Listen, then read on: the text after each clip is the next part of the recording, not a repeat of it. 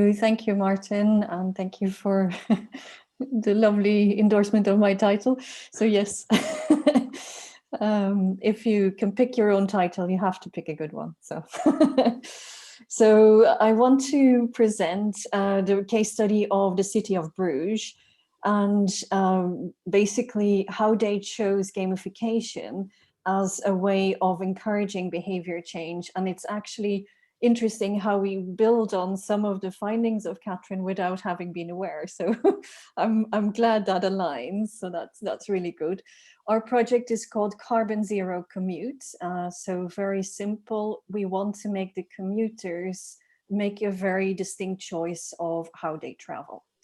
So first of all, some of the similarities between Bruges and Cambridge, and I think, Martin, you mentioned some. There's both have a historic center.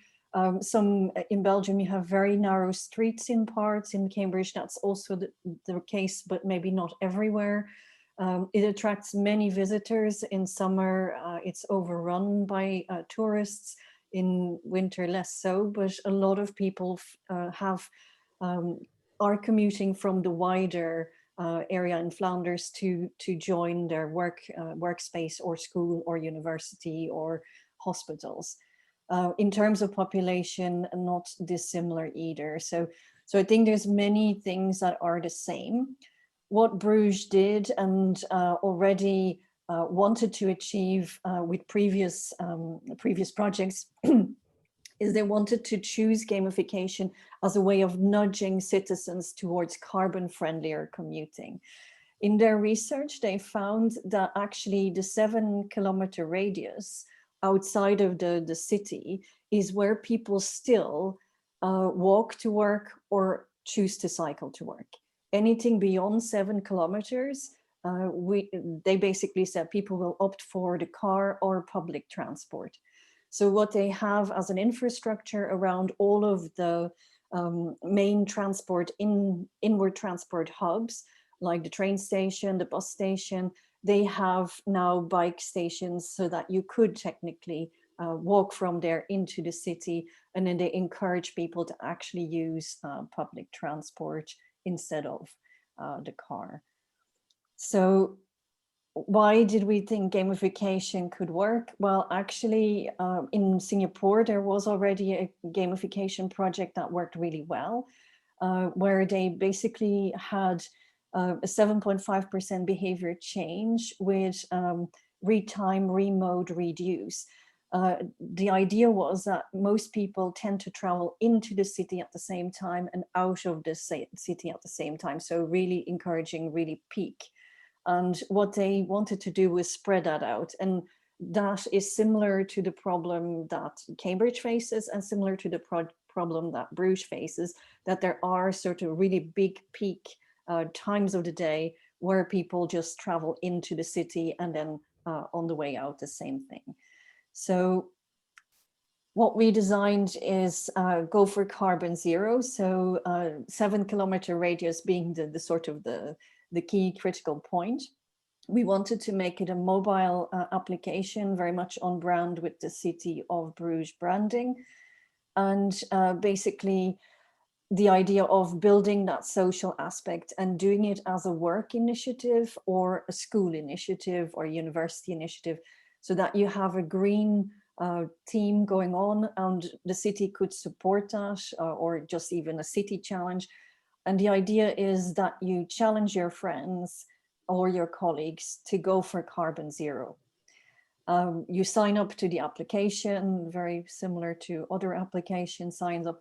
We do capture whether they're a resident because it really is aimed at residents, but we could envisage one for tourists as well. So because it helps. Then you have a similar screen to some of the mobility apps that are on the market. We said select your regular commuter place or commuter method. So walking, cycling, there's a cycle taxi in Bruges, the NMBS is the train, and the line is the bus transport. And then obviously you have still the car options too. You enter your location of work and your location of home. So to keep it as simple as possible, you record it once, it stays in the application. And then basically it tracks your trip. And whatever method you chose, you start your trip, you track it, and then you get points based on the carbon emissions that you produce. Now, the idea is to go for zero. So we want to give them small rewards for carbon zero choice. So carbon zero choices are walking, cycling, but we also have to include some of the carbon friendly cars. The idea is that just once won't have a big impact. So we want to encourage you to do it more than once. So first day at carbon zero, you get one badge, 5 days, 10 days, holding a 10-day streak. So 10 days in a row of commuting to carbon zero again.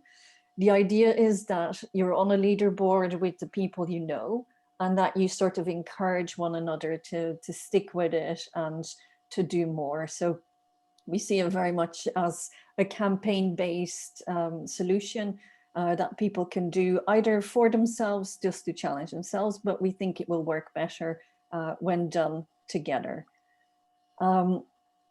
So potentially useful additions, we spoke to the city of Delft as well, is the ability to keep your distance when they're on public transport and not just to encourage off-peak commuting.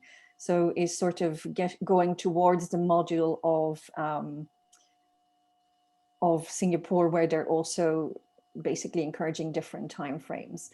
And doing that, we would say, we'd use the color schemes that they're already used to from travel. So the traffic light systems, where basically you say that orange or red is not the best to travel if you're on public transport, is that the nudge there could be go take a coffee sponsored by a local coffee place.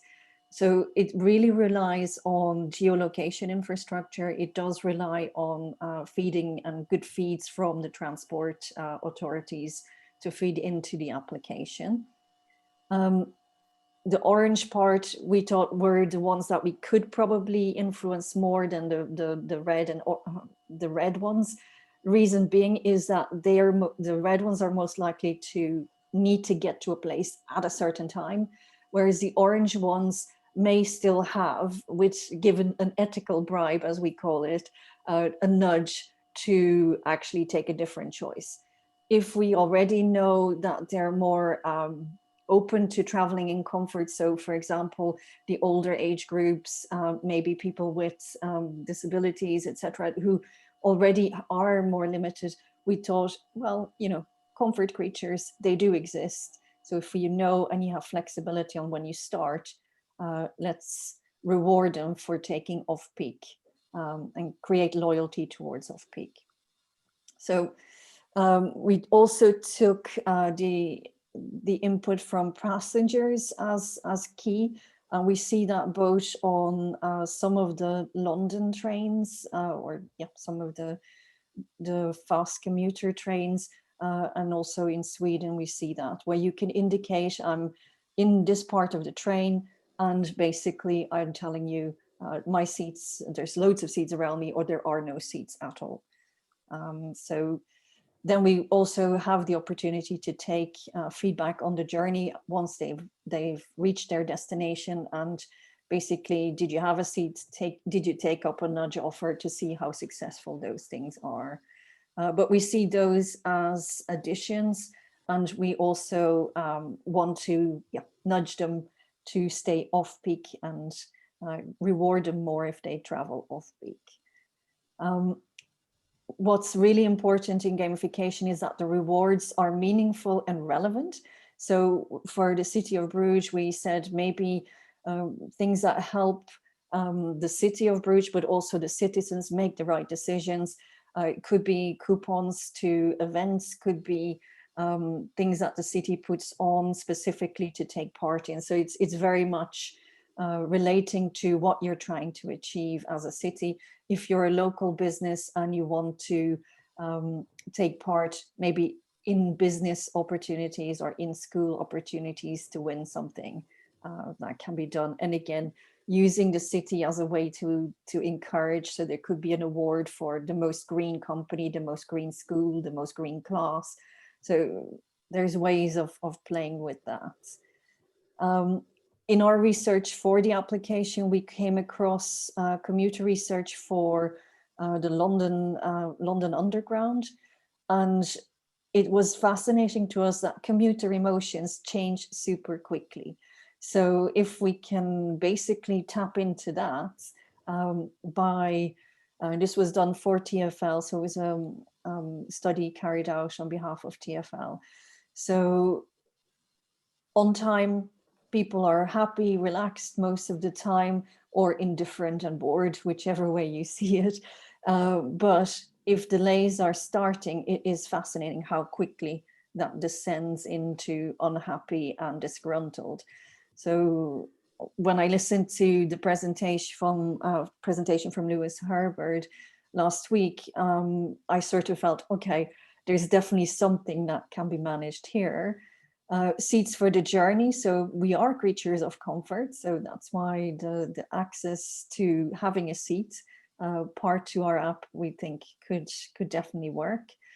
And yeah, the types of people they tracked, it was over a 4-month period, every day, and the different commuting tracks that were taken and the different types of tickets were taken. So each of these graphs represents a different kind of persona of user.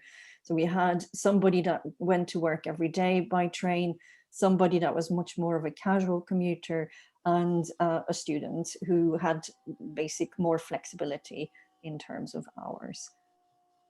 So the things that had positive impacts: communication, being open about having a problem, and then expectations on how you would solve it, and then information before and after travel. If you were able to be productive whilst commuting, that also helped.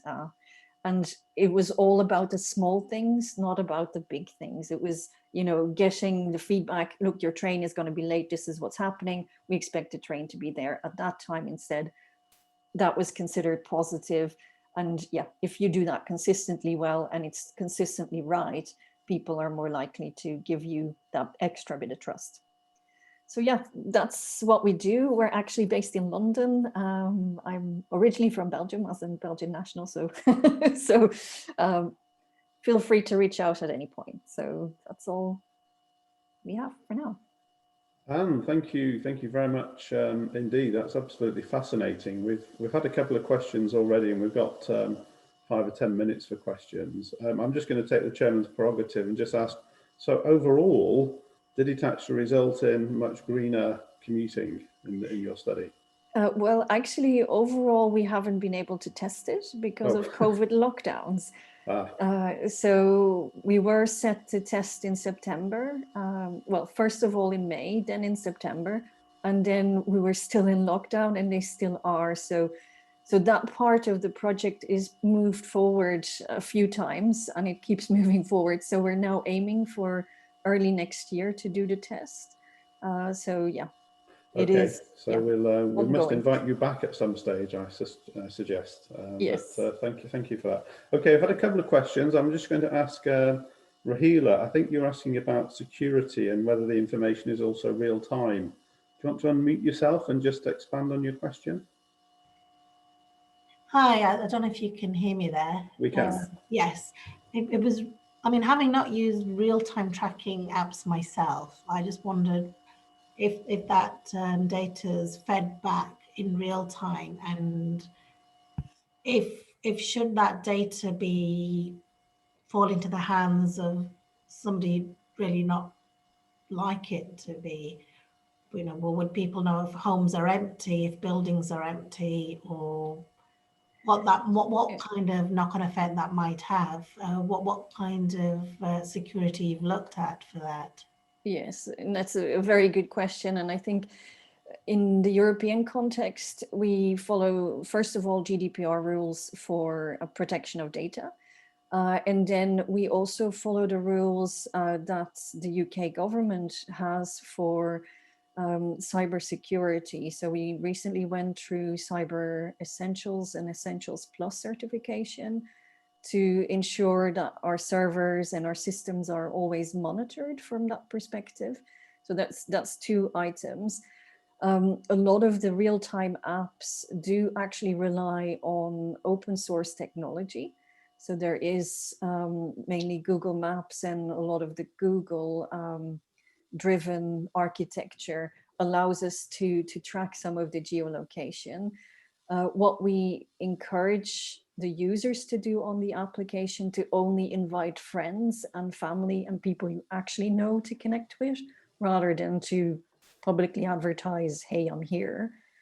And yeah, from our side in the application, we do our best to prevent any hacking, prevent any security gaps where they're known. So we are aware of that part.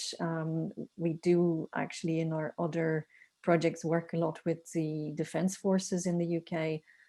So it is definitely a real request, because there have been incidents there in the past. Okay, thank you, Anne. I think Olga, you had a question on how do you classify residents for Anne as well. Do you want to expand on that? Yes, so very briefly, in the last seminar, we had pictures of how traffic into Cambridge looks like, with about 100,000 people commuting in on a daily basis. And what strikes me as being one of those people is that whenever there are consultations about what will happen in the town of Cambridge, I'm not invited to take part because I'm outside of that local, consultation traditional world. And it occurs to me that on one hand, the digital solution probably opens it up much more to people who can then participate as the sort of broader residents.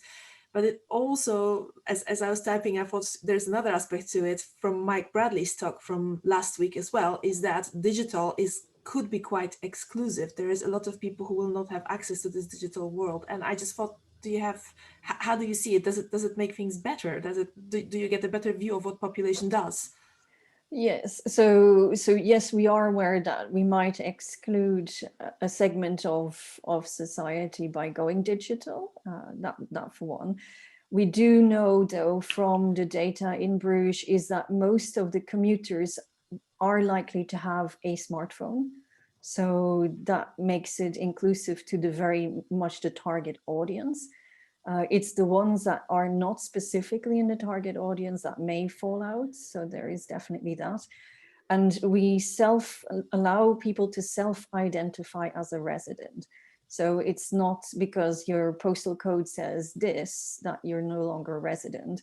We actually don't ask for your postal code. It's you that puts in where are your places. And if your place is from the bus station to your workplace, we accept that as good enough. And if you then beyond that say resident, we're okay with that too. And Bruges in most of their studies have invited people that work in the workplaces that are in Bruges and not necessarily focusing on, you live in X postcode, so therefore you're invited. So no, it goes wider than that. Okay, thank you, Anne. Now I've got a couple of questions for Catherine. I'm just going to ask these before I move on to asking Oriane to explain to everybody how they get into the workshops. So a couple of questions for you, Catherine.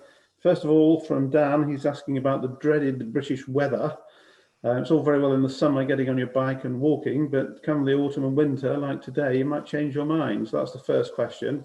And there's a question from Edward Lee about education and whether you need to repeat the message time and again. So if you want to cover those 2 points, Catherine, please. Okay, so in regards to weather, of course, it is all the dreaded weather. But what's quite interesting, and Anne was, of course, mentioning Sweden as an example, they have far worse weather than the Brits, and we can still make them cycle.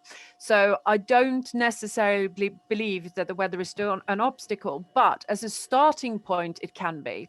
So if you actually want to make things easier for people, if you want them to start cycling, as an example, then perhaps try to get the structure in place when the weather is a bit better, because it makes it easier for people. And once they kind of got the habit going, then they're already doing it when autumn, winter kicks in. And then, of course, if people are quite reluctant, you might want to help and kind of present this idea that you can wear, trousers that slips on really easily on top of your other trousers to keep you dry effectively. So yes, you might want to take the weather into account initially, but later on that shouldn't actually be an obstacle. Swedes are notoriously good at cycling. They cycle in wet climates, they cycle in very cold -20 degrees, and they just dress appropriately. So I'm sure if we can get other parts, if other parts of the world can do it, there's, of course, Brits are notoriously stubborn, so that means that we should be able to change their behaviors, and then they should want to stick with it because that's in their system. Secondly, in regards to education and changing minds, that's not a simple question to answer, unfortunately. But to start off with, there is very little point in targeting people that don't already have an interest. So if you are trying to change people's perception of something, the bigger the discrepancy between what you're trying to get them to do and their actual thoughts about it, the harder it is to change. So if you're going to start by changing anybody, you should really try to target those ideally that already has some interest in the subject. And then if you get them to change, if you can spread people's behavior and people start seeing that actually more and more people are doing it, then eventually it will become the norm, and it's the norm that people's going to follow rather than the original message, if that makes sense. So you do have to think about, how do we target people? Who do we target initially? But even those who perhaps have a bit of discrepancy between the behavior that you are trying to implement and what they're thinking about it, of course you can change them. So but again, you would then need to repeat the message quite a few times. But simply repeating a message to people who have no interest in changing their behavior is actually a waste of time, unless we're talking about education at a very early stage in life, because again, children, as we know, they're quite impressionable. They want to do the right thing. So if you target those, then yes, absolutely go for it and repeat the message, and it tends to sink in. But if we're talking about behavior change later in life, I would say there's no point in going there, because they're not going to change their behaviors. Okay, thank you, Catherine. Yes, I think there's a definition of madness related to repeating the same point and expecting a different result. Anyway, I'm just going to finish with one question before we go into the breakout rooms, and this is from Sarah, just directed back to Anne. If you could answer fairly succinctly, Anne. It's just a question. It seems a great idea, really interesting what you're doing, but is it not quite expensive? And shouldn't we just do a little bit more, spend some of that money on more infrastructure for buses or bicycles instead? Well, define expensive, Well, because the budget we had for this pilot was 10,000 euros. So I don't know where that sits inexpensive, but from our project perspective, it definitely is not on the top end of the project. So okay. yeah. Well, I think that's helpful. So in terms of that particular project, it's not, I wouldn't say that's expensive at all. I don't know how many miles or kilometers of bus route you get for 10,000 euros. Probably not very many, I suspect. Anyway, let's finish on that, and let's now move into the workshops. Oriane, do you want just to explain to everybody what happens next, please? Yes, can you hear me? Yes, we can. Okay. Hi, everyone. Thank you to both speakers for doing the great presentations. All right, so there's 4 breakout rooms. They've all open now. Well, I'll open them in a sec. They'll be open until 20 past. And yeah, so I'll open them now. You've already been assigned to them, so you just have to join the room. Just have to join, yeah. Yeah, there's nothing else to do.